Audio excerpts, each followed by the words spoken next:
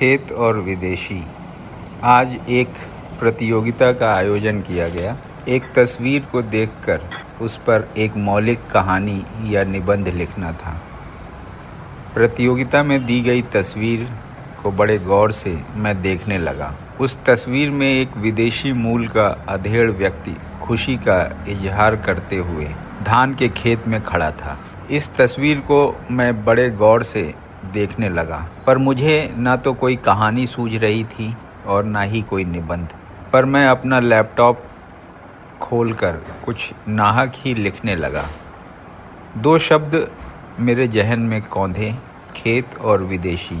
ये दोनों ही शब्द मेरे लिए एक विशेष औचित्य रखते हैं। मैं पूर्वी उत्तर प्रदेश के एक मध्यम वर्गीय परिवार से संबंध रखता हूँ।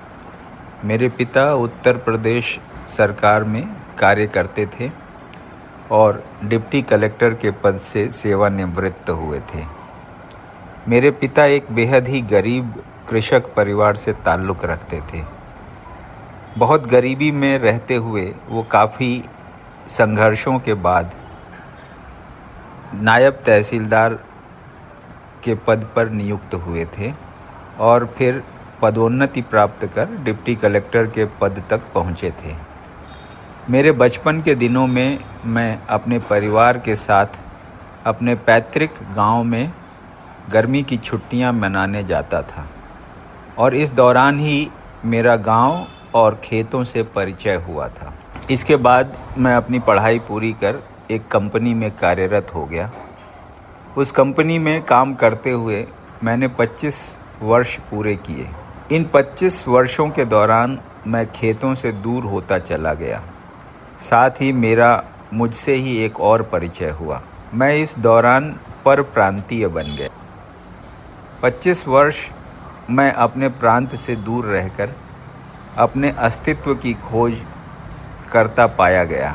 जिस भी प्रांत में मैं कार्य कर रहा था, वहाँ के लोगों की नज़र में परप्रांतीय था और गाहे बेगाहे अगर मैं अपने प्रांत में जाता भी था तो वहाँ के लोग भी मेरे अस्तित्व से अनभिज्ञ से हो गए।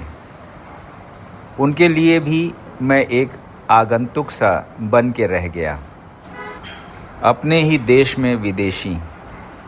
इन शब्दों के पीछे छुपी अपनी कहानी बताते बताते मैं वापस अपने वर्तमान में आ खड़ा हुआ।